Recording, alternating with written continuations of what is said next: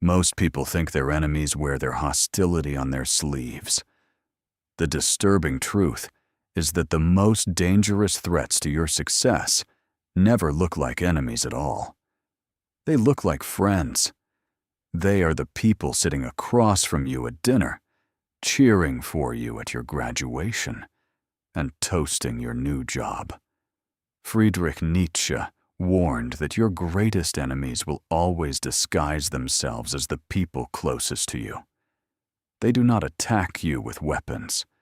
They attack you with silence, with subtle discouragement, and with a smile. You might feel a strange heaviness around certain friends, a quiet intuition that something is off. You dismiss it as paranoia, but your subconscious is picking up on a dark reality. If you do not learn to see through the mask, these hidden enemies will drain your power, sabotage your growth, and celebrate your downfall while holding your hand. In this video, we will uncover the 8 dark signs your friends want you to fail, per Nietzsche, so you can protect your energy and claim your power. The first dark sign is the subtle deflation of your wins. Most people think a friend who says, "must be nice," or "hope you can handle the pressure," is just being realistic. But the hidden psychological meaning is that they are minimizing your joy. Their deeper motivation is envy. When you get a promotion and they immediately mention the extra hours, they are trying to poison your victory. Nietzsche believed that slave morality resents the master's joy. Those who dim your light are hiding in their own shadow. The second sign is the disappearing act during your success. Most assume they are just busy. The reality is they are retreating because your growth triggers their deep sense of inadequacy. When you start a business or commit to self-improvement, they suddenly vanish. Carl Jung explained that we project our own unrealized potential onto others. When we refuse to grow, we resent the one who does. Absence in the face of success is the loudest confession of jealousy. The third sign is excessive concern for your well-being. Most people think this is care. It is actually a trap. They plant seeds of doubt to keep you at their level. When you mention moving to a new city, they say, "Are you sure? It is so risky out there." Marcus Aurelius taught that unsolicited fear is almost always a reflection of the giver's anxiety, not your reality. Their worry is a cage designed to keep you small. The fourth sign is the backhanded compliment. Most people brush it off as a joke, but a backhanded compliment is a disguised insult meant to lower your social status. They might say, "You are so brave for wearing that. I could never pull it off." Schopenhauer observed that the will to power often reveals itself through veiled contempt. A compliment that requires you to recover your confidence is an attack in disguise. The fifth sign is that they celebrate your small failures. They laugh a little too hard when you stumble. Most think it is just banter. The hidden truth is they feel a profound relief that you are still flawed. When you mess up a presentation, they bring it up for weeks.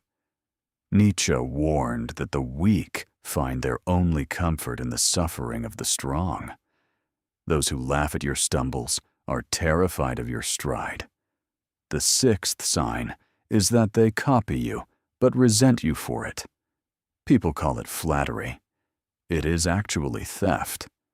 They adopt your style, your ideas, or your habits, but they deny your influence and act as if they discovered it themselves. Their motivation is insecurity and competitive rage. Jung noted that the shadow steals what it cannot create. Imitation is not always flattery. Sometimes it is the deepest form of hostility. The seventh sign is they only reach out when you are struggling. They are absent during your triumphs, but suddenly available when your relationship ends or you lose your job.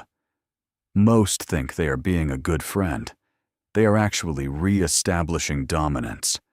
They need to feel needed and superior.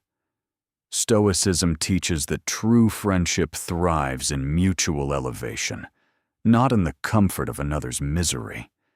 If they only love you when you are broken, they are addicted to your weakness. The 8th sign is the sudden shift when you set boundaries. You say no to a favor, and they accuse you of changing or becoming arrogant. Most people think they are just missing the old you. The hidden truth is they are mourning the loss of control over you. Nietzsche wrote that when you rise above the herd will try to pull you back down. Anger at your boundaries is the ultimate proof that your boundaries were necessary. The psychology behind this. Why do the people closest to us behave this way? It comes down to ego, insecurity, and the brutal mechanics of social comparison. People define their worth by looking at their peer group. When you rise, you do not just elevate yourself. You expose their stagnation. You become a living mirror of their unfulfilled potential. Their ego cannot handle the pain of that comparison, so they subconsciously try to sabotage you to restore the old hierarchy. It is a survival mechanism of the weak. They are not fighting you. They are fighting their own feelings of inadequacy, using you as the battlefield. How to respond to them? Stay calm. Never let their noise disturb your inner peace. Second, stop over-explaining your goals. Your vision is not a democracy. Third, set ironclad boundaries. Protect your energy like a fortress. Fourth, observe their actions, not their words. Silence and behavior speak louder than any promise. Fifth, focus entirely on your mission. Your success is the only response that matters. Modern relevance. This issue is more dangerous today than ever before. Social media has turned every achievement into a public broadcast. Comparison culture has transformed quiet friendships into silent competitions. Everyone is watching. Everyone is measuring. The attention economy profits from your insecurity, and fake friends are the collateral damage of a world that values optics over authenticity. Emotional intelligence is no longer a luxury. It is your only armor.